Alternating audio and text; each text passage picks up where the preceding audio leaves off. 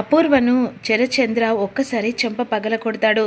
ఏంటి బావా ఏమైంది అంటుండగా, ఆ గగన్ గాన్ని హీరో చేయడానికి నువ్వు ఎందుకు కట్నం ఇచ్చి పంపించలేదా? తనకు ఇచ్చే కట్నం ఇవ్వకుండా ఇదంతా చేసింది నువ్వే కదా అని చెప్పేసి అపూర్వను ఇక నానా మాటలు తిడుతూ ఉంటాడు. అసలు నువ్వు ఎందుకు కట్నం ఇచ్చేది ఇయ్యకుండా ఇలా చేసావేంటి? తన కట్నం తనకు పంపించకుండా ఆ ఇంట్లో గొడవల జడ వల్ల ఇక మెట్టి నుంచి పుట్టింటికి వచ్చిన తర్వాత నువ్వు అవమానించి ఇందును ఇంటికి పంపిస్తే అప్పుడు గగన్ వచ్చి ఆ కట్నం ఇచ్చి తనని ఇక మెట్టిన ఇంటికి పంపించాడంట. అంతే, ఇదంతా మనని అవమానించడానికి కదా నువ్వు ఇదంతా చేసింది అని చెప్పేసి శరత్చంద్ర ఇక అపూర్వను నానా మాటలు అంటూ ఉంటాడు. అంటే బావా అది కాదు బావా, ఇంకేం చెప్పక అపూర్వ, ఇదంతా నువ్వు నన్ను కించపరచడానికి అవమానించడానికి ఇదంతా చేశావని అర్థమైంది. అసలు దీని కారణం నువ్వే కదా, నీ వల్లే కదా ఈరోజు పరువు పోయింది. ఇంత ఆస్తున్నా నా చెల్లెలు కూతుర్ని ఇక నేను ఆదుకోలేదని 10 మంది నన్ను అవమానించేలా చేసింది నీ వల్లే కదా. అదే శోభాచంద్ర ఉంటే నేను చెప్పాల్సిన అవసరం లేదు, ఏదైనా తను ముందు పడి చేసేది. కానీ ఆ జ్ఞానం నీకు రాలేదని ఇప్పుడు అర్థమైంది. అంటే నీకు ఎంత స్వార్థం ఉందో తెలుస్తుంది కదా అని అంటుండగా, అయ్యో బావగారు, శోభాచంద్ర చెల్లెలతోని అపూర్వను పోలుస్తున్నారా? పొరపాటు. తనెక్కడా తినెక్కడా? తను ఆకాశం నక్షత్రంలో ఒక చందమామ, కానీ అపూర్వ గారు నక్షత్రంలో జిష్టు చుక్క కదా. అంటే శోభచంద్ర చెల్లె ఏదైనా మిమ్మల్ని అడగకుండానే మీ మంచి చెడు అన్నీ తెలుసుకొని ఎప్పుడు ఒక అడుగు ముందే వేసేది కదా. కానీ ఈరోజు ఈ ఇంటి ఆడబిడ్డనైనా మీరా గురించి ఆలోచించకుండా అటు నీకు మేనకొడలు, అదే నా కూతురు అవమానం పడి ఈరోజు చావుతో పోరాడడానికి అలా ముందడుగేస్తే గగన్, అదే నా కొడుకు, ముందడుగేసి తన చెల్లెల కాపురాన్ని నిలబెట్టాడు. దీని ప్రకారంగా మీరే అర్థం చేసుకోండి వాడు ఎంత మంచోడో, ఎంత పరువుగల్లోడో. ఇక దాని గురించి చెప్పాల్సిన ప్రత్యేకంగా ఏం లేదు కదా బావగారు అని చెప్పేసి కేపీ అంటాడు. చూసావా వాణ్ణి ఎంతలా పొగుడుతున్నారు నా కళ్ళ ముంగటే. అంటే ఇదంతా నీ వల్లే కదా అపూర్వ, చీ అని చెప్పేసి చీ కొట్టుకొని వెళ్తాడు. ఏమైంది అపూర్వ, ఏం జరుగుతుందనుకొని ఆలోచిస్తున్నావా? నిజమే కదా, ఇలాగా ఇక్కడి నుంచి నీ కౌంట్ డౌన్ స్టార్ట్. ఇప్పుడు చీ కొట్టి ఎప్పుడు నీ మీద చెయ్యెత్తని వాడు ఈరోజు చెయ్యెత్తాడంటే రేపు ఊహించిన ట్విస్ట్ మారబోతుంది. అది ఏంటో నీకు తెలియదు. కాకపోతే రేపు ఏం జరుగుతుందో కూడా కాస్త శరత్చంద్ర కూడా బాగా తెలుసు. తినబోదు రుచులెందుకులే, రేపు తెలుస్తుందిలే అని చెప్పేసి విధంగా కేపీ అక్కడి నుంచి వెళ్తాడు. అందరూ చేసి ఈరోజు నన్ను బావ చేత కొట్టించారు కదా, ఎవ్వరిని వదిలిపెట్టను అని ఈ విధంగా అనుకుంటూ ఉంటాడు. ఈ లోపు వెంటనే పాపం ఇక కళ్ళల్లో అలా ఒక్కసారిగా కారం పడిపోతుంది. కళ్ళు మండుతున్నాయని చెప్పేసి గగన్ వెంటనే చాలా ఇబ్బంది పడి అలా పడుకుంటాడు కదా. అయ్యో బావా, కళ్ళు మండుతున్నాయా? ఈరోజు నా వల్లే కదా ఇదంతా జరిగింది. సారీ బావా, అయినా నేను చేసిన దానికి నువ్వు ఈరోజు ఇలా చి అని చెప్పేసి ఈ విధంగా భూమి అనుకుంటూ నీ కళ్ళు మండకుండా ఉండడానికి నీ ముద్దులు పెడతానని చెప్పేసి ముద్దు పెడుతూ ఉండబోతుంది. ఇక మరోవైపు తెల్లారిన తర్వాత అందరు కలిసి గుడికి వెళ్దామని చెప్పేసి అనుకుంటూ ఉంటారు. భూమి ఈ విధంగా ఇక అదే శరత్చంద్ర కుటుంబం ఇంటికి వచ్చి గగన్ని అల్లుడుగా ఒప్పుకొని ఇంటికి తీసుకెళ్తానని చెప్పేసి కేపీ చెప్తాడు కదా.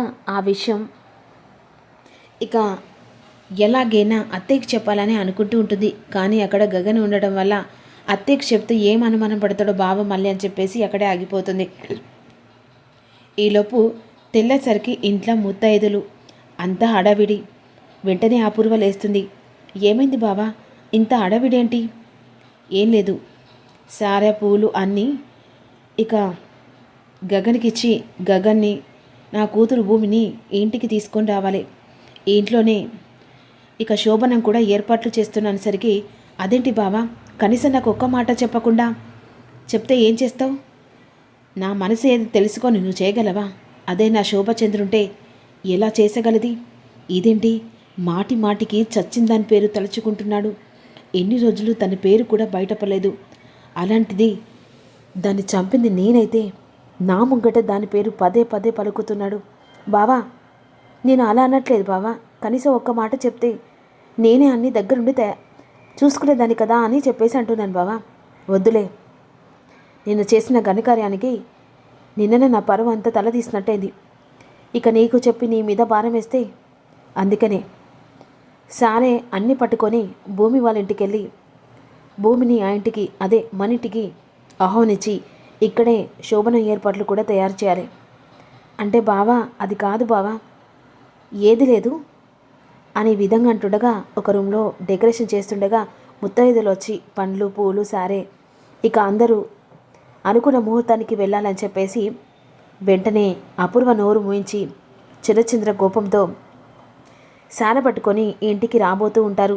మరోవైపు అందరూ కలిసి గుడికి వెళ్ళాలని చెప్పేసి భూమి గగన్ అందరూ కలిసి బయటకు వచ్చే సమయానికో ఇక బావా, నేను చేసిన దానికి సారీ బావా, అది అనుకోకుండా నువ్వు వాళ్ళ అనేసరికి నిన్నటిది అయిపోయింది కదా, సర్లేవే వదిలేయి, గుడికి వెళ్దాం కదా, వెళ్దాం వచ్చేపే బావా, గుడికి వెళ్దాం, నేను తీసుకెళ్ళను ప్లీజ్ బావా, నిన్నటి దానికి సారీ కదా బావా, తీసుకెళ్ళరా పాపం అంటుండగా ఈలోపు వెంటనే ఇంటి ముంగట గేట్ దగ్గర కారు అవుతుంది. కారులో నుంచి అపూర్వ మంటతో చూస్తూ అసలు ఇంటికి రావద్దనుకున్నాను, బావని ఎలాగైనా వీడికి శత్రువు చేయాలనుకున్నానే అని విధంగా అనుకుంటూ ఉంటుంది. కారు నుంచి చిరచంద్ర అపూర్వ వచ్చిన ముద్దైదులు సార పట్టుకొని కారులో నుంచి దిగుతుంటారు. ఈలోపు వీళ్ళు గుడికి వెళ్దామని చెప్పేసి అనుకుంటారు కదా, అక్కడే స్ట్రక్ అవుతారు. వెంటనే ఆ సార పట్టుకొని ఇంటికి వచ్చిన వాళ్ళని చూసి, ఏంటి మీరు మా ఇంటికి వచ్చారా, మీరు వస్తున్నాని కాస్త కబురు పంపితే అంత డెకరేషన్ చేసి ఇక మీరు మిమ్మల్ని ఆహ్వానించడానికి ప్రత్యేకంగా ఏర్పాటు చేసేవాని కదా. అయ్యో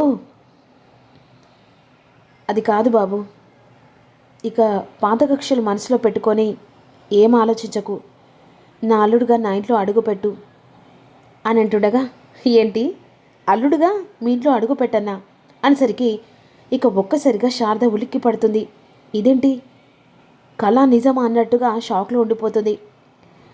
అన్నీ పాత కక్షలు మర్చిపోయి ఇక నుంచి కుటుంబం ఒక్కటి బాబు అని చిరచంద్ర మాటలకు అలాగే ఆశ్చర్యంగా చూస్తూ ఉంటుంది శారద. అదే కాదు గగన్, మీకు శోభనానికి ఏర్పాట్లు కూడా చేశాం.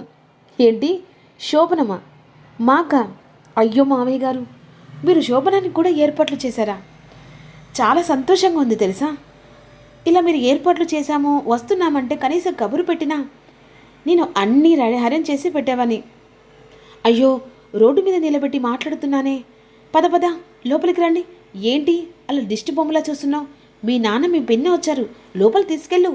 అమ్మా త్వరగా కావలసిన కార్యక్రమాలు కూడా దగ్గరుండి చూసుకో అమ్మా అని ఈ విధంగా గగన్ మాటలకు భూమి ఉన్ను శారద ఇక అపూర్వ కూడా ఆశ్చర్యంగా చూస్తుంటుంది. అయ్యో వచ్చిన ముత్తయ్యలను కూడా బయట నిలబెట్టాం, గెస్టులు అమ్మ వాళ్ళు, త్వరగా లోపల తీసుకెళ్ళు అని చెప్పేసి రండి రండి అని చెప్పేసి లోపలికి అనుకోకుండా ఇక భూమిని శారద షాకింగ్గా అలా తీసుకెళ్తూ అలా గుమ్మం దగ్గర కాలు పెడుతుండగా, ఒక్క నిమిషం ఆగండి ఆగండి, అయ్యో ఇది ఎవరిల్లనేస్తున్నారు, మీ ఇల్లా లేకపోతే అని చెప్పేసి గగన్ మాటలకు తేడా కనబడుతుంటుంది.